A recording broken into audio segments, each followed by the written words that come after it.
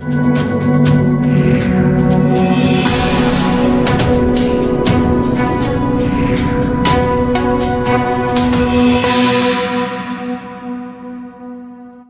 में स्थित बाबा भीमराव अंबेडकर अस्पताल एवं मेडिकल कॉलेज में पढ़ने वाली छात्राओं ने अस्पताल के बाहर विरोध प्रदर्शन किया। मामला वहां प्रोफेसर द्वारा मेडिकल में पढ़ाई कर रही छात्राओं ने आरोप लगाया है कि उनके साथ शारीरिक शोषण एवं धमकी देने का घृणित कार्य किया जा रहा है, जिसको लेकर मेडिकल की पढ़ाई कर रही छात्राओं ने अस्पताल के बाहर विरोध प्रदर्शन किया। जिस तरीके से महिलाओं पर अत्याचार जो है एक शिक्षण संस्थान में हुआ है, कितनी बड़ी बात है और अपने आप में आप प्रदर्शन कर रहे हैं, क्या डिमांड? देखिए, ये बहुत निंदनीय कृत्य है, क्योंकि गुरु को जो समाज में देखा जाता है माता पिता से भी बढ़कर देखा जाता है, और जब एक टीचर इस तरह की हरकतें करता है तो बहुत शर्मनाक हरकतें होती हैं। और ये तो मैं उन महिलाओं, उन बच्चियों के लिए बोलना चाहूँगी जो आगे बढ़कर आई और जिन्होंने पारदर्शिता दिखाई। नहीं तो ऐसे केसेस पता नहीं कितने होते हैं और कितना ही लोग अपने अंदर ही अंदर बच्चे रखते हैं, ना पेरेंट्स को बता पाते, ना समाज में आगे आ पाते।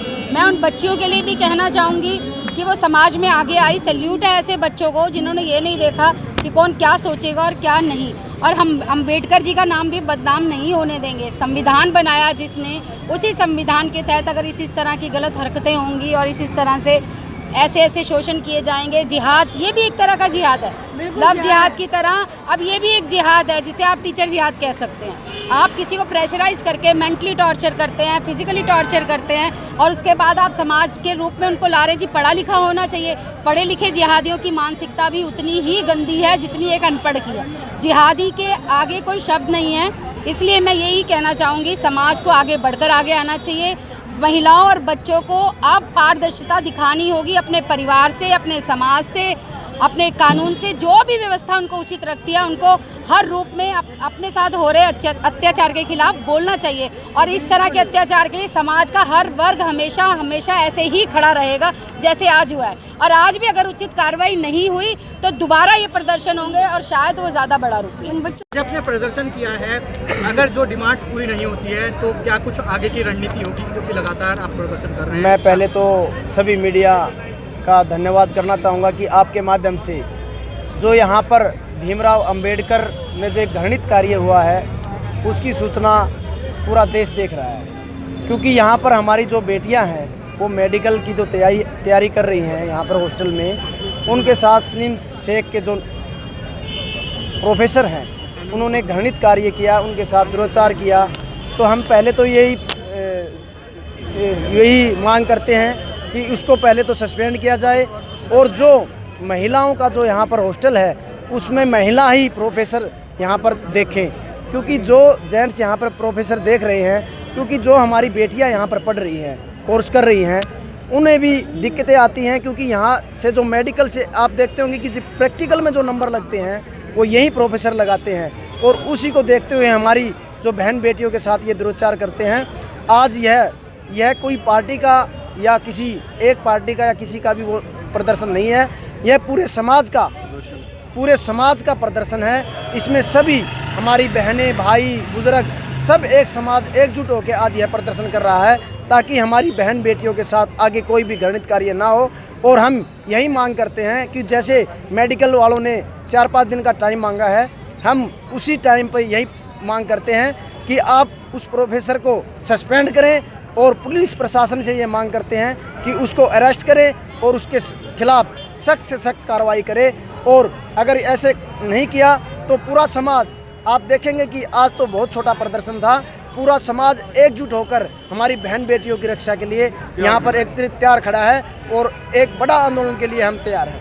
का जो प्रदर्शन कर रहे हैं, क्या मांग है, किस विषय को लेकर आप प्रदर्शन कर रहे हैं? आज ये जो अपना ये धरना चल रहा है, इस कॉलेज में जो छात्राएं पढ़ रही हैं उनके साथ में यहाँ के जो प्रोफेसर हैं उनके द्वारा बच्चियों के साथ यौन शोषण हुआ है, जिसकी शिकायत हमने थाने में की है। इसके संदर्भ में हम जो है commissioner of Delhi police Sanjay Arora से मिले थे, और उन सबके आश्वासन के बावजूद अभी भी वो प्रोफेसर कॉलेज में पढ़ा रहा है, उन बच्चियों को अभी भी तंग कर रहा है और अभी भी धमका रहा है। इसके विरोध में हमने यहाँ धरना दिया है। हम चाहते हैं कि उस प्रोफेसर को तुरंत बर्खास्त किया जाए और जब तक उसके खिलाफ कानूनी कार्रवाई चल रही है तब तक उसको पढ़ाने के काम से मुक्त किया जाए।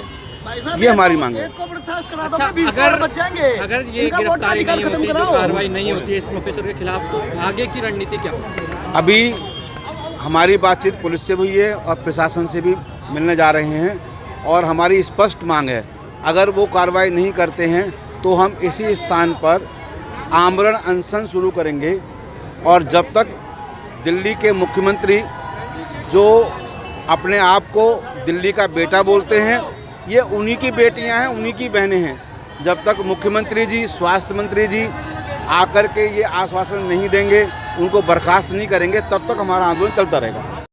थोड़ा सा अरे रोला भाई।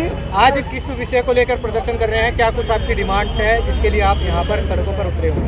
आज हम रोहिणी में सेक्टर जो बाबा साहब भीमराव अंबेडकर हॉस्पिटल है, जिसमें हमारी बहन बेटियां, जो हमारी छोटी बहनें जो इसमें क्लास करती हैं, उनके साथ दुराचार हुआ और असिस्टेंट प्रोफेसर सलीम शेख नामक एक जो इसमें कार्यरत असिस्टेंट प्रोफेसर के रूप में उन्होंने दुराचार किया, उनके खिलाफ हम यहाँ प्रदर्शन कर रहे हैं। और प्रदर्शन में हमारी कुछ मांगे हैं जो बिल्कुल जायज़ है, उसको अस्पताल प्रशासन को पूरा करना चाहिए।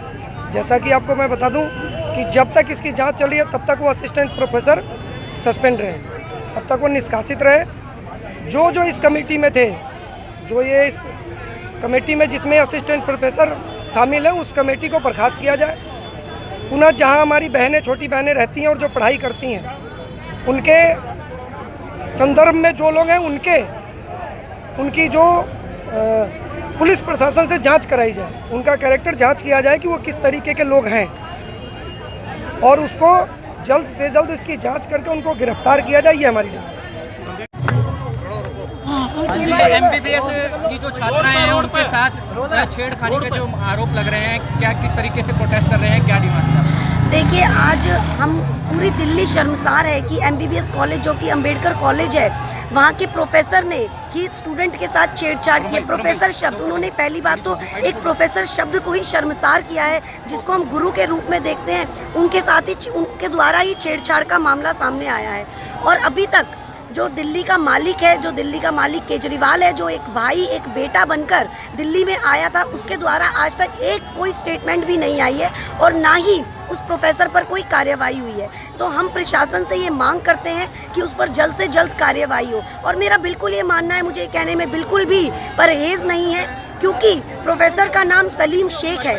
यही अगर कोई बहन बेटी हमारी विशेष समुदाय की होती और आरोपी कोई हिंदू समुदाय से होता तो केजरीवाल जी उसके घर अभी तक मदद लेकर पहुंच गए होते और गिरफ्तारी हो गई होती।